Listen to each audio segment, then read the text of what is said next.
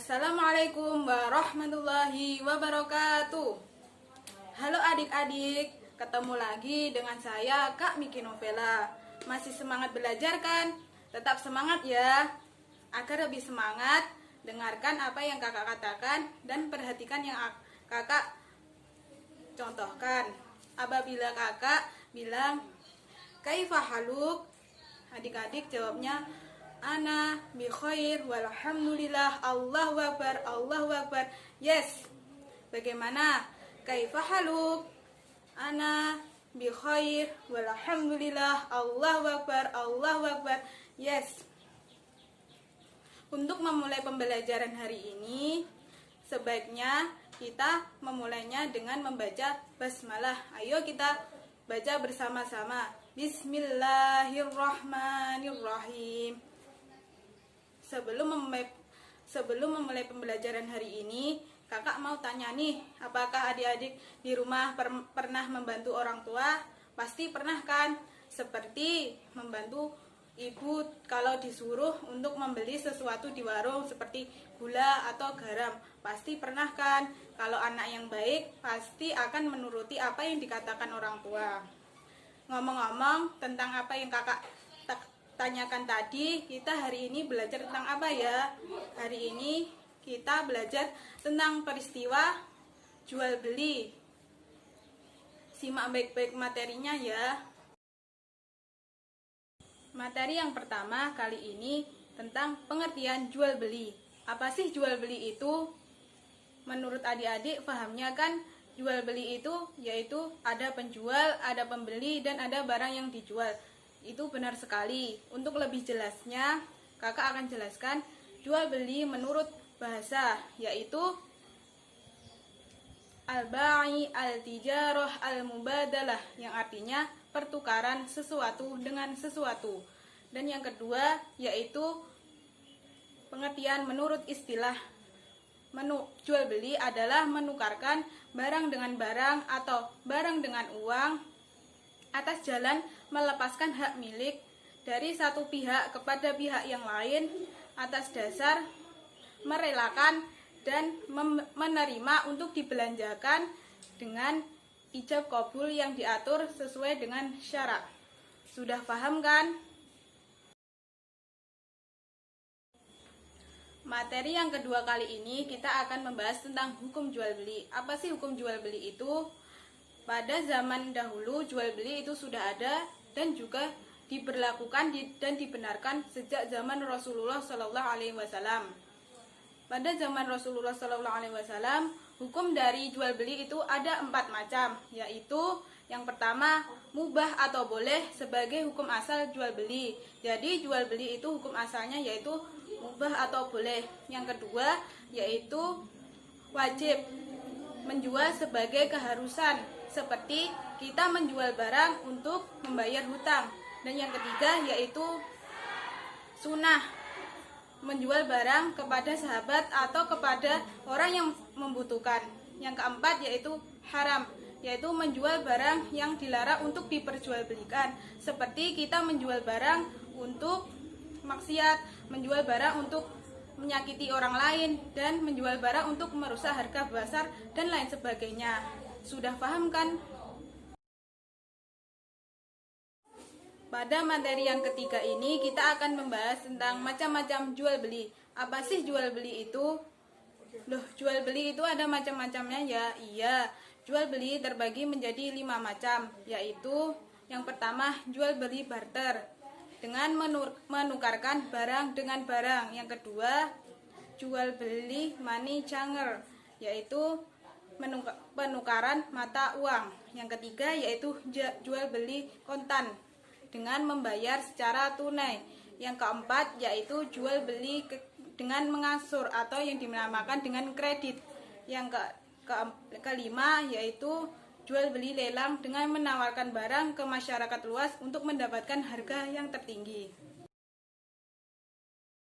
Selanjutnya kita akan membahas tentang bentuk-bentuk jual beli terlarang. Ada 2 macam. Yang pertama yaitu jual beli tidak sah karena kurang syarat dan rukunnya yang terbagi menjadi 5 macam, yaitu yang pertama, jual beli dengan sistem ijon adalah menjual barang hasil pertanian seperti buah yang masih ada di pohon. Yang kedua yaitu jual beli hewan yang masih dalam kandungan, tidak diperbolehkan karena belum tentu jenis kelamin dan belum tentu akan hidup atau mati. Yang ketiga yaitu jual beli sperma atau air mani. Yang keempat yaitu jual beli barang yang belum masih ada di tangan. Barang tersebut masih berada pada penjual yang pertama. Yang kelima yaitu jual beli barang-barang maksiat. Yang kedua yaitu jual beli sah tapi terlarang, yang terbagi menjadi 6 macam, yaitu yang pertama, jual beli yang dilakukan pada waktu salat Jumat, tidak diperbolehkan karena dikhawatirkan akan mengganggu pelaksanaan salat Jumat. Yang kedua yaitu jual beli dengan niat menimbun, adalah menimbun barang-barang yang pada saat itu sangat dibutuhkan oleh masyarakat luas. Yang ketiga yaitu membeli barang dengan menghadang di pinggir jalan, tidak diperbolehkan karena dikhawatirkan penjual akan menjual dengan harga terendah karena belum mengetahui harga pasar. Yang keempat yaitu membeli atau menjual barang yang masih dalam tawaran orang lain. Yang kelima yaitu jual beli menipu. Dan yang keenam yaitu jual beli alat-alat maksiat. Materi yang keempat ini kita akan membahas tentang rukun dan syarat sah jual beli. Apa saja sih rukun dan syarat sah jual beli? Yang pertama, rukun dari jual beli yang terbagi menjadi 5 macam, yaitu yang pertama, penjual, yang kedua, pembeli, yang ketiga, barang yang dijual, yang keempat, alat untuk menukar, dan yang kelima, akad, yaitu ijab dan qabul antara penjual dan pembeli.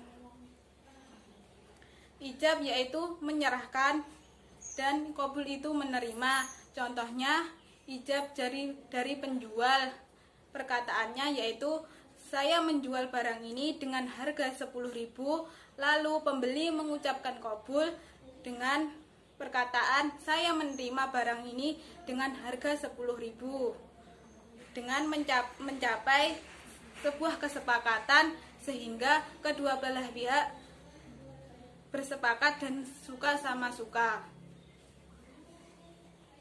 Menurut Imam Nawawi, ijab dan qabul itu tidak harus dikatakan, hanya menurut dengan adat istiadat yang terjadi saat ini. Seperti contohnya di swalayan, kita mengambil barang yang akan kita beli sesuai dengan kebutuhan kita, lalu kita akan membawanya ke kasir. Yang kedua yaitu syarat sah jual beli yang terbagi menjadi 4 macam. Yang pertama yaitu baligh, yang kedua berakal sehat, yang ketiga tidak ada pemborosan, dan yang keempat suka sama suka. Yang ketiga yaitu syarat sah barang yang dijual belikan, yang terbagi menjadi 5 macam. Yang pertama yaitu barang itu suci, oleh karena itu menjual barang najis tidak diperbolehkan. Yang kedua yaitu barang itu bermanfaat. Yang ketiga, barang itu hak milik sendiri atau diberi kuasa orang lain untuk menjualkannya. Yang keempat yaitu barang itu dapat dikuasai oleh penjual atau pembeli. Dan yang kelima, barang tersebut dapat diketahui baik secara kadarnya maupun ukuran dan harganya oleh kedua belah pihak antara penjual dan pembeli. Materi yang terakhir kali ini membahas tentang hikmah dari jual beli. Apa sih hikmah dari jual beli itu? Usaha jual beli dasarnya untuk mencari untung atau laba. Akan tetapi mencari untung bukanlah tujuan yang akhir. Laba yang kita peroleh hendaknya kita jadikan sebagai sarana untuk mendekatkan diri kepada Allah Subhanahu wa Ta'ala.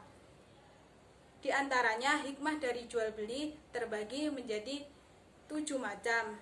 Yang pertama, mencari ridho Allah Subhanahu wa Ta'ala. Yang kedua, menjauhi riba. Yang ketiga, menegakkan keadilan dan keseimbangan ekonomi. Yang keempat, menjaga kehalalan rezeki. Yang kelima, produktivitas dan perputaran ekonomi akan berjalan dinamis. Yang keenam, mempererat silaturahmi. Dan yang ketujuh, masing-masing merasa puas dan lapang dada. Sudah paham kan materi yang semua kakak jelaskan? Untuk memperkuat pengetahuan adik-adik, kakak akan memberikan tugas untuk membuat video mempraktekkan cara jual beli yang benar. Kesimpulan dari materi kali ini yaitu jual beli adalah menukarkan barang dengan barang atau barang dengan uang sesuai dengan ketentuan, syarat, dan rukun dari jual beli. Yang kedua, hukum dari jual beli ada 4 macam, yaitu mubah atau boleh sebagai hukum asal jual beli. Yang kedua yaitu wajib, yang ketiga adalah sunnah, dan yang keempat yaitu haram.